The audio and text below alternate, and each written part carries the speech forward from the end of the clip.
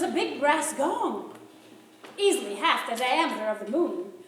What force has just struck it is too awful to disclose without preparation. And to this purpose, we employ a narrator, me. Did you hear about the plot to overthrow Christmas? Well, gather ye now from Maine to the Isthmus of Panama, and listen to the story of the utter unglory of some pretty gory goings-on in hell. Now, it happened in Hades, ladies and gentlemen. It happened down there that the fiends held a meeting. The fiends held a meeting for the purpose of defeating Christmas. With the aid of a fade on the radio, will take you there with a high and a hey-ho to hear firsthand the brewing of the plot down in the deepest Stygian grot. Grot is a poetical term for grotto. Whenever you hear my sotto voce or voce sotto, whichever you prefer, it's just I, taking pains to make quite sure that nobody makes a poetical allusion, which might in any way cause confusion. I return you now to the voice you were hearing before I had to do this interfering. As I was saying, in this Stygian grot, the notables of Limbo hatched a plot. And what went on in the sulphurous hole will soon pick up by remote control. Of course, such a pickup is not made quickly. As a matter of fact, it's done quite trickily. You mustn't mind if it sounds erratic. That's merely intraterrestrial static. Don't be surprised if you're deafened by thunder, just as we start our journey under. You'll hear earthquakes and all of the commoner varieties of natural phenomena. And so below, via radio, to the regions where legions of the damned go.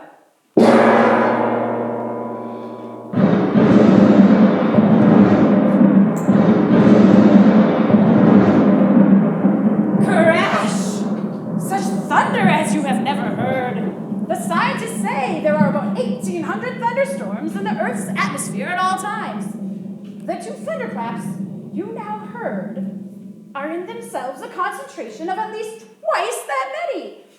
Or put it this way, if thunder could turn milk sour, which it cannot, all of the world's grade A, even that untapped in the udder, even that which sits homogenized in refrigerators, would become buttermilk.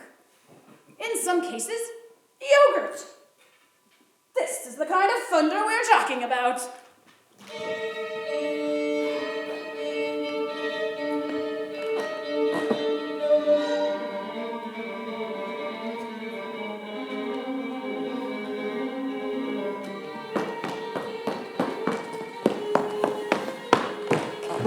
Oh, Nero! Oh, do you hear? Oh, Nero!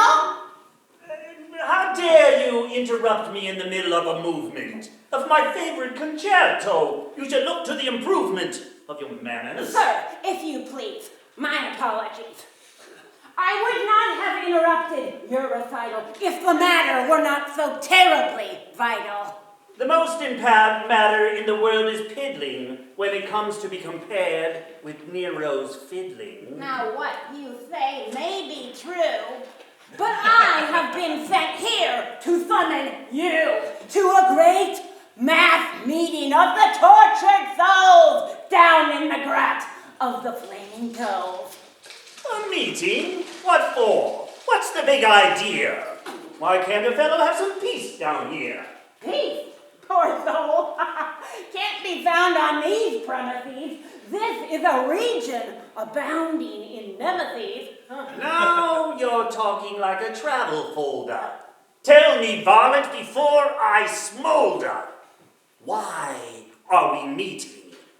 Who's on the spot? We are meeting in order to fabricate a plot. A plot against a festival. A festival that mortal men comforted in and gladden in again and again. You see, every year they get a Christmas tree, and then they put stockings on the mantle, and then Santa comes down the tree, and then they celebrate the birth of the birth of the birth of, well, you know who, and the devil knows what. Never mind the facts. I don't want to hear how mortal man acts. The only information about which I care concerns the mass meeting and who'll be there. His wickedness Mephisto will preside. Naturally. And several of the Borgias will be sitting at his side. And down in front near the sizzling sodium will be many personalities noted for their odium. Hallman, Caligula, Medusa, and Lucrezia. Well, that's all very nice. But what about me? Oh, you'll be sitting in row A center, between Ivan the Terrible, the Tormentor, and Circe. Mercy! Why, they're all deranged. Do you wish me to see if your feet can be changed? Yes, if you will, please. Taste comes first. Even though a soul may be eternally cursed. Righto. See you at the meeting then? Yes, and now back to my fiddling again.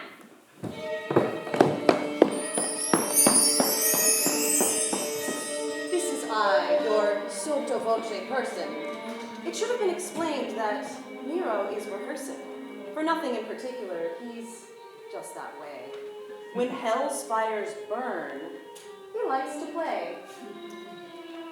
It makes him feel a little more at home. It's just an avocation we picked up in Rome.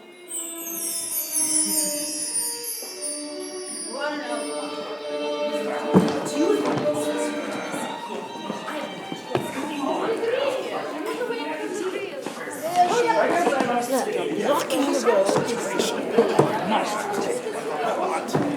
No. Yes, I mean, must be you.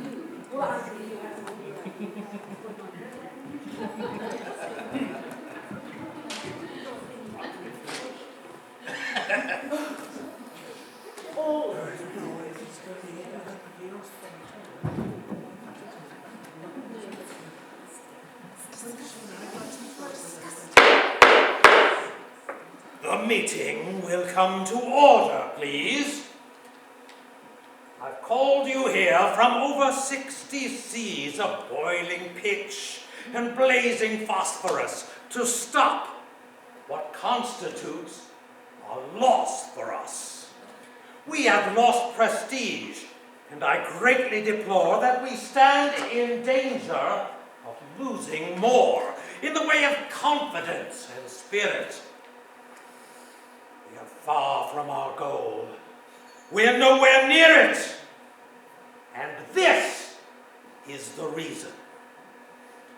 Though we've done well in carrying out the work of hell, we've left a very big job unfinished. After all these years, there is undiminished goodwill on earth every late December because of Christmas!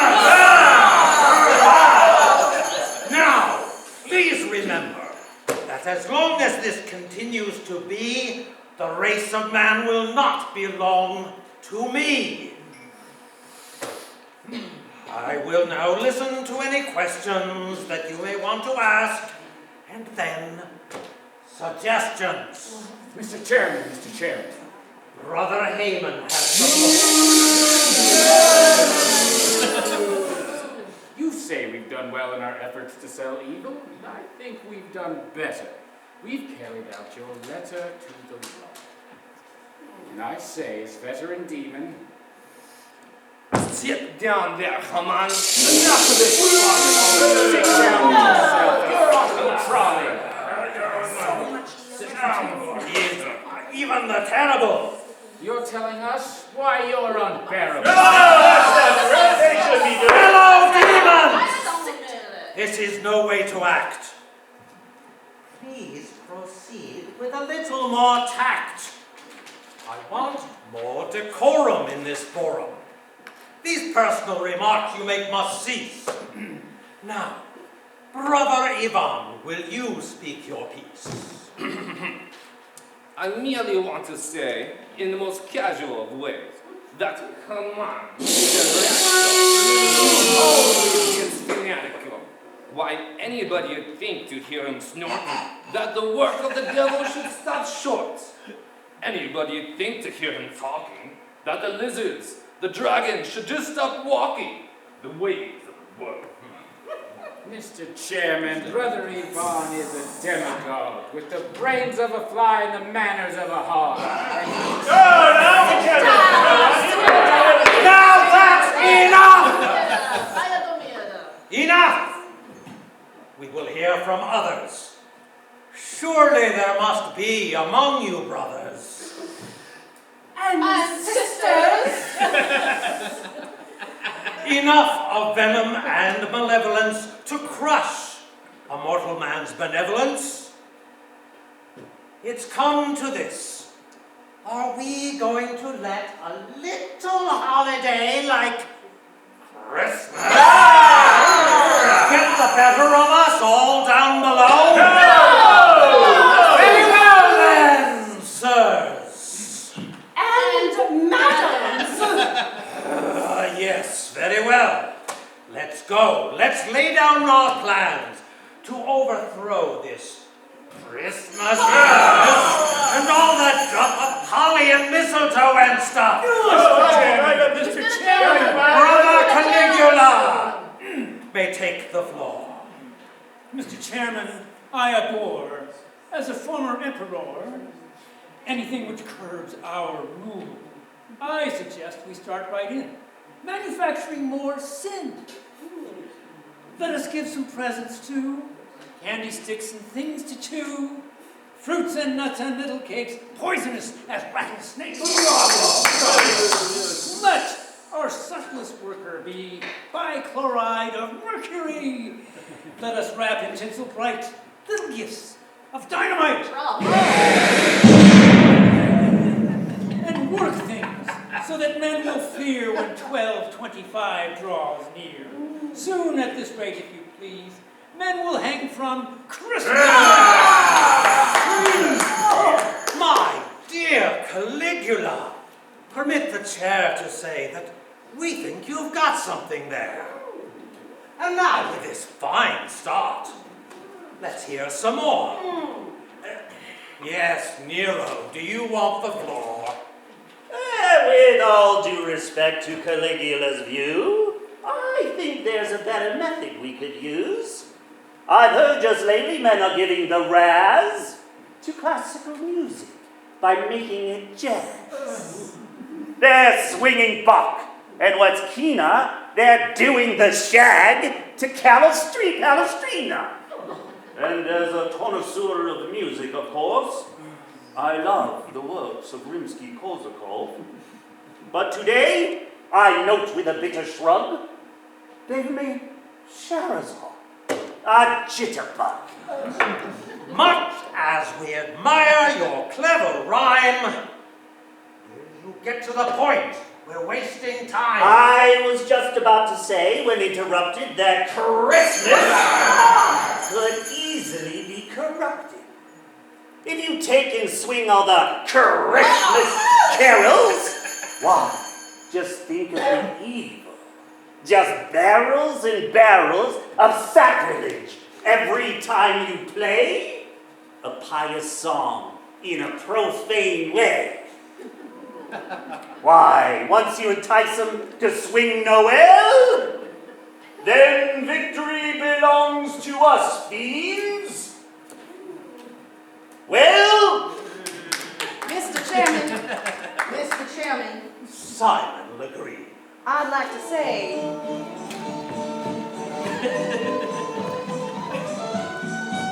that it seems to me y'all is barking up a whole tree. I think Mr. Nero has made a wrong guess. The way to go about it is to get in Congress and bribe a bunch of senators to just make a purchase of a block of votes. And then they can legislate a situation where they rules Christmas as a nation. Then they can get together and pass a law where there ain't gonna be no Christmas. I think Legree's suggestion is a beaut. It's very cute. And quite astute.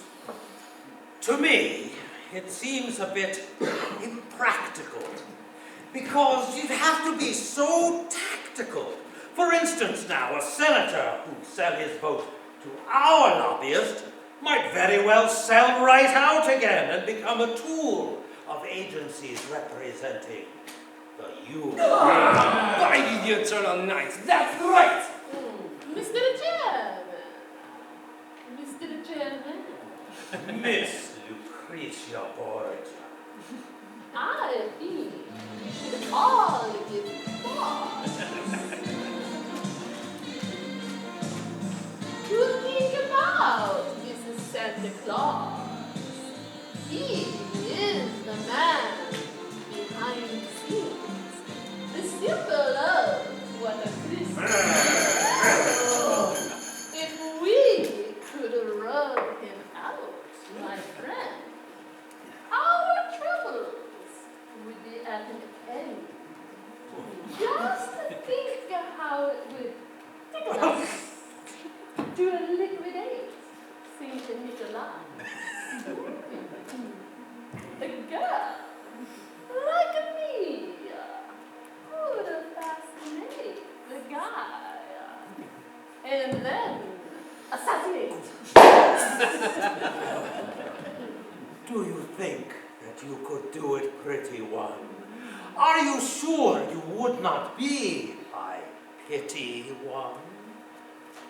Sometimes you are an authority, my master, Mephistopheles.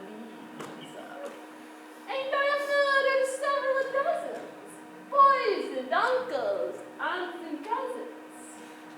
Don't my word, right here in Hades, make me a first among the ladies. And gentlemen, Men of virtue all have customary. I am sure that you can trust me. Of that we haven't a particle of doubt, Miss Borgia. I'm sure we all have nothing but kind feelings towards you. But many times a woman spy, alas, adores her victims. Dames make poor ambassadors.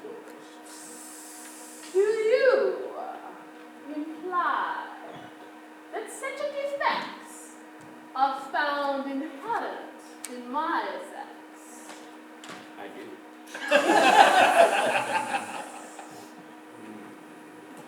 Listen here, all thy insides. You are headed for the cyanide. You have crossed the Borgia, and you will know the consequences that follow. Come, disciples. This is very bad. There's nothing to be gained by getting mad. Suppose we put the matter to a vote.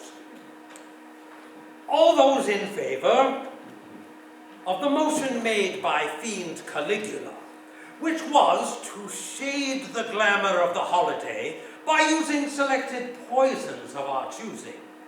All those in favor will please signify by rising to their feet and saying aye. Aye! One vote in favor, Caligula's, and those opposed. opposed! The motion is defeated. Up we bring the plan of Brother Nero's, viz. To swing the hymns and pious music. All those for will please respond by raising a paw. For? And those against? Against! Very well. Now, the project of Legree's. Who is here who totally agrees? I do. Legree votes for himself, and those opposed. Opposed! And now, all those who favor Borgia's cause, it being to eliminate Santa Claus,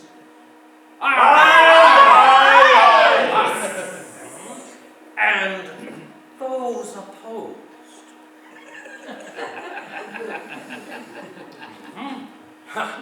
It seems the women have a way with them, or at least they have carried the day with them.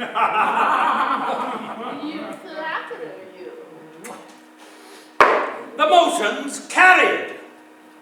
And now we'll decide which one of us will take Nick for a ride. We'll all draw lots and then settle the moot point of who'll be sent to execute.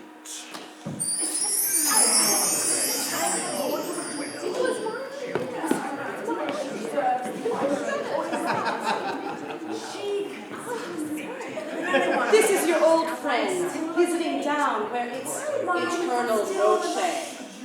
Noche is Spanish for night.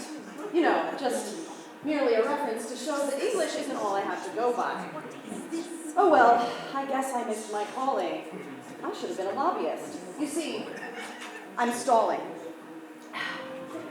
To give them time to finish voting, let's see. The weather. Now I'm quoting. The Daily Hellion.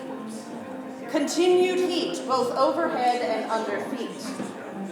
Fresh and moderate gases blowing up to gale force and then going north by westerly, light showers of brimstone toward the evening hours. That's what it says here. I'm not fibbing. How am I doing with my ad-libbing? This is a thing a rapper'd have fun with.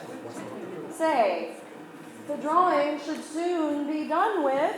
We expect the results any moment now, as soon as...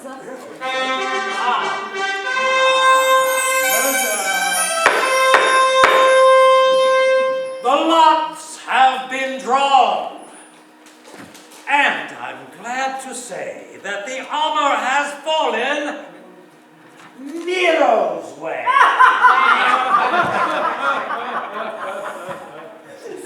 Now, Nero, you are charged with a great task.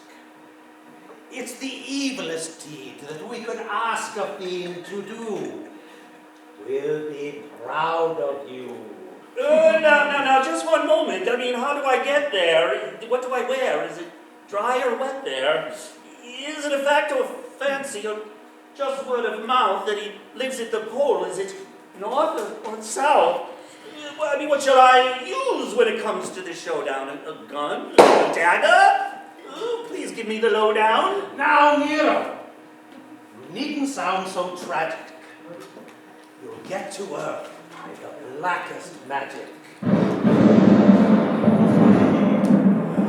To create an express elevator is simple for an expert spell creator. With a lot of pyrotechnic dazzle, we'll let you off on a hearing in Basel, Switzerland. From there, you'll make your way to the Arctic Circle, then burn your way through ice with a blowtorch. After a while, you are bound to reach Santa's domicile. And once you get there, my dear Nero, all of our work will have gone for zero if you don't succeed in your assignment. A disadvantage of our confinement in Limbo's the fact that we only get one chance in all the eternal roulette of circumstance. I know if at first you don't succeed, then we can try again, but there'll be no need, because nothing will come of it, meaning no offense. Do you mind if I make my departure hence?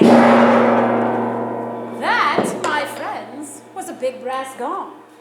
It is used in the story right along to indicate that we're about to travel to points where the plot will further unravel. And now, if Ambassador Nero elects, we'll have another spot of sound effects.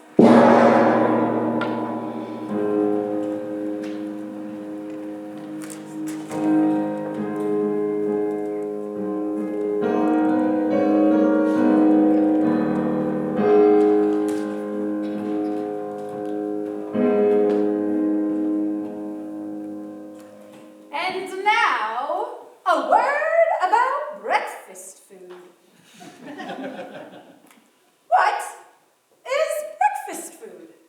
Breakfast food is what you have to eat before you can become a hero. Did someone say Nero? Turn on the death ray tanks and let them have it. I can't, Professor. The atomic integrator accelerator condenser coil is busted. Zounds! Jumping gyroscopes! What'll we do now? The Jupiter fleet is bearing down on us at 6,000 miles per second. Gosh, it looks like we're done for. Wait! Professor, don't worry. I'll have a bowl of breakfast food.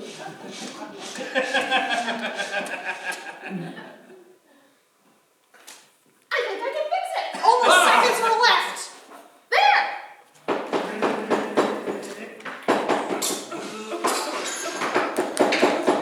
How's that? Ah, fixed. Great militant, you saved civilization. This means peace in our time. Just wait till I spray him with his death ray.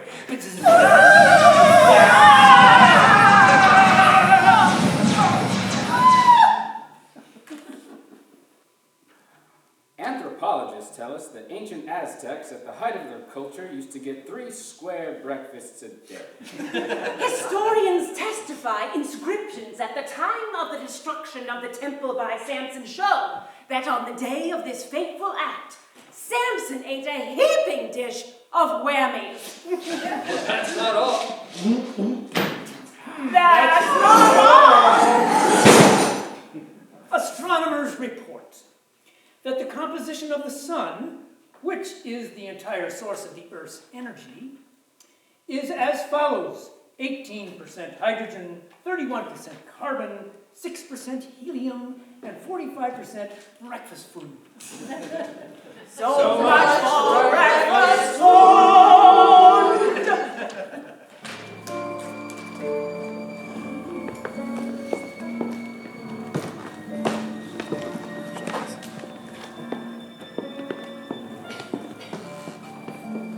Suddenly, whooshing out of the nether, an updraft of cyclonic winds, 80 plus on the Beaufort scale, a bubbling of basalt, a rising of yeasty magma, the roar of an express elevator, or lift if you're from England, shivering in wild ascent. In a bitter treeless tundra, a geyser bursts like a rolling cannon. Rogan, here, go ahead. As the hot spray settles, we can make out the figure of a large dour man. This is Nero, warming his hands and fuming over the vent of a fumarole. He is approached by a native of this bleak land. Tell me, stranger, is this Basel, Switzerland, or is it already Donner in Blitzerland? Donner and Blitzerland's 5,000 kilometers away! Oh, thank you, mister, and good day. Tell me, stranger, I've been walking inland for weeks. Where am I now? In Finland. Stranger, without sparing me, is this here the Bering Sea? Goodness no, it's Baffin Bay. Does that call for laughing, eh?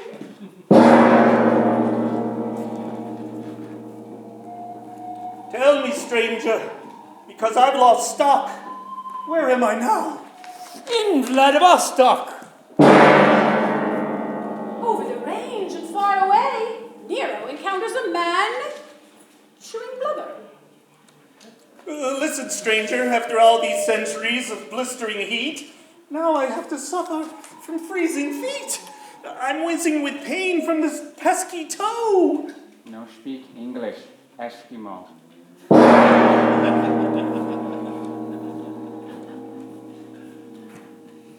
I declare, by my frenetic soul, I must be over the magnetic pole. My watch has stopped. Can that be right? I wonder. Ah, a light. A light! In a moment now, you'll hear me knock on Santa's door, and he'll unlock it nevermore to lock again. Coming! So is doom.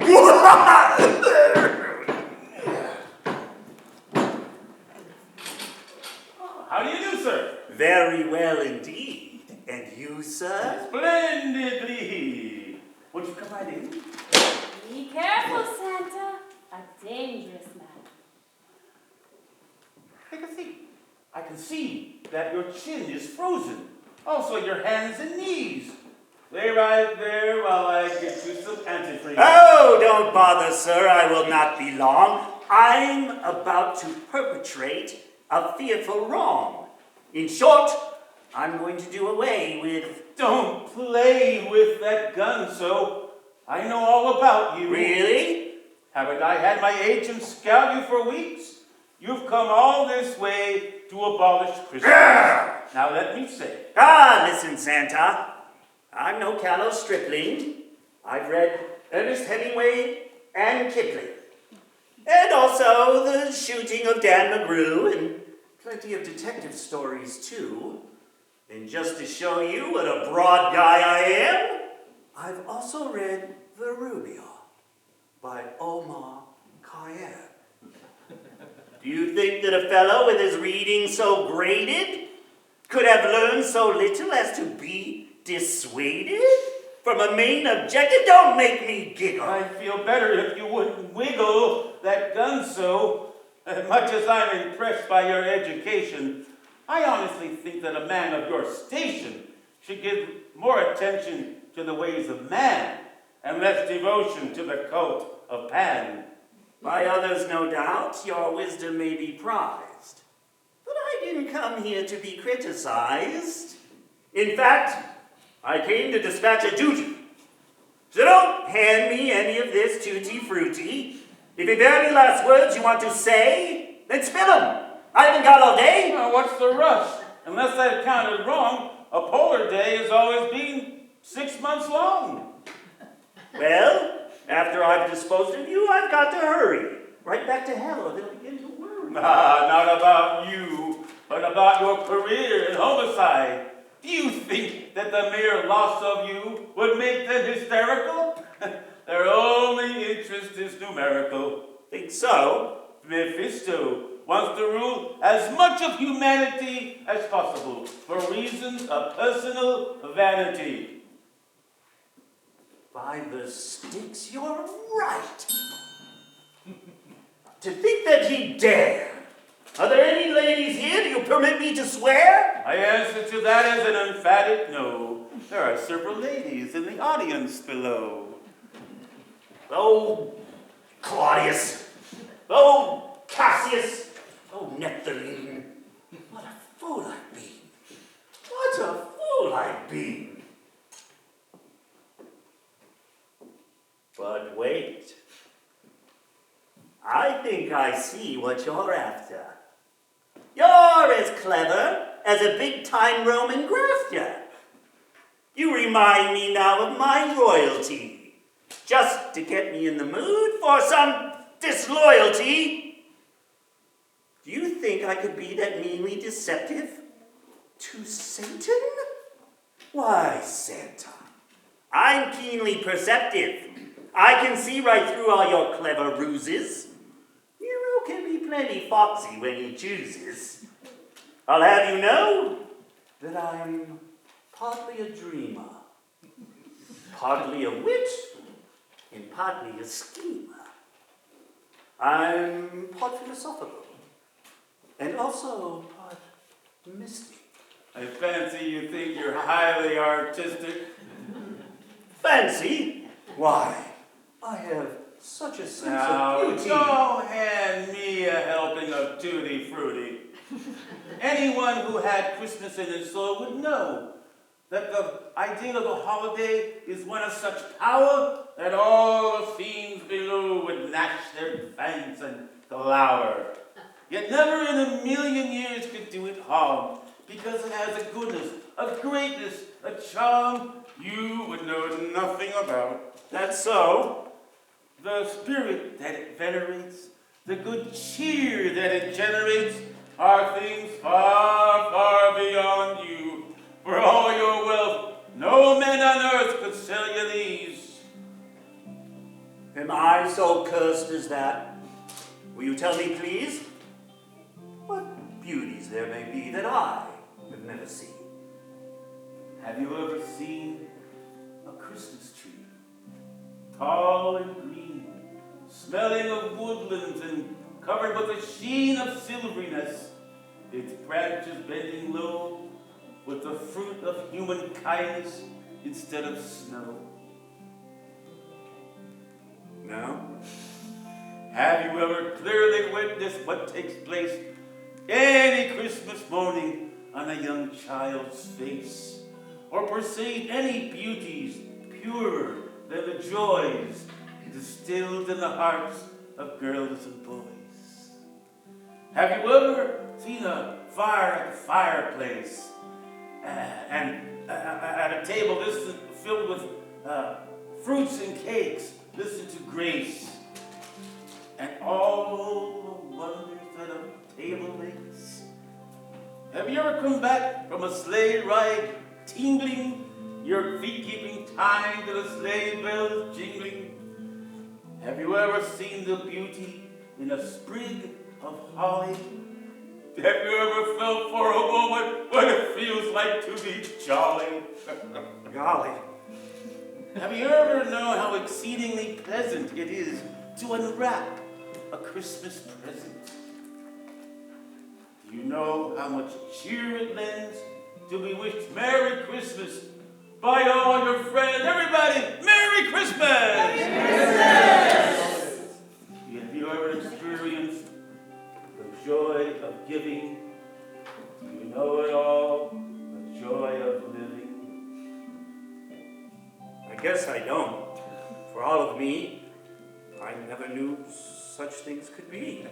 I just think how long in ignorance I've slept.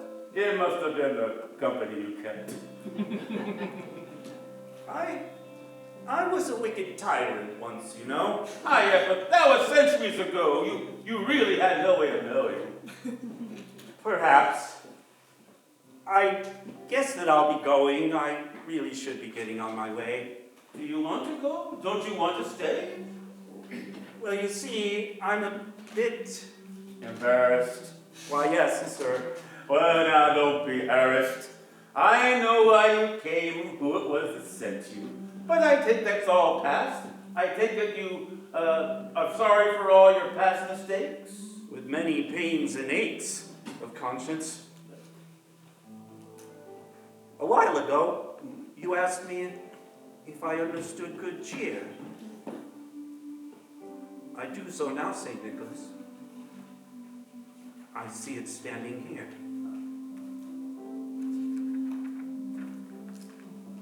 I want to ask you something, sir. Now, please don't give a yelp.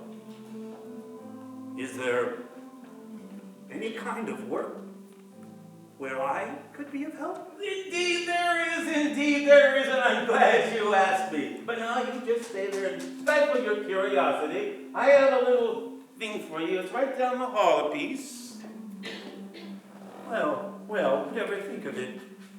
Will wonders never cease?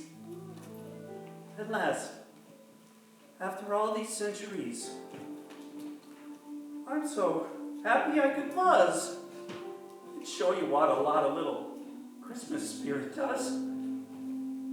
As emperor, oft I envied the cheerfulness of peasants. Well, here it is, good Nero, my boy. By way of Christmas presents, I offer you this gift. But Santa, for what reason? A very good one, sir. Compliments of the season. Well, why not open it? Why sit there reflecting? I'm just collecting thoughts, St. Nick. My thoughts I'm just collecting. Just think how far a bit of fellowship could carry us. What is this? What's this? It's a Stradivarius.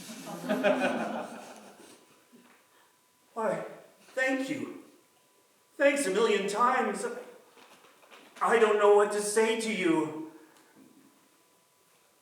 I'll tell you what I'll do, St. Nick. I'll play all day and night for you. Fine. Here's a little bit of music. I'm sure you play it well. It's a little piece called The First Noel.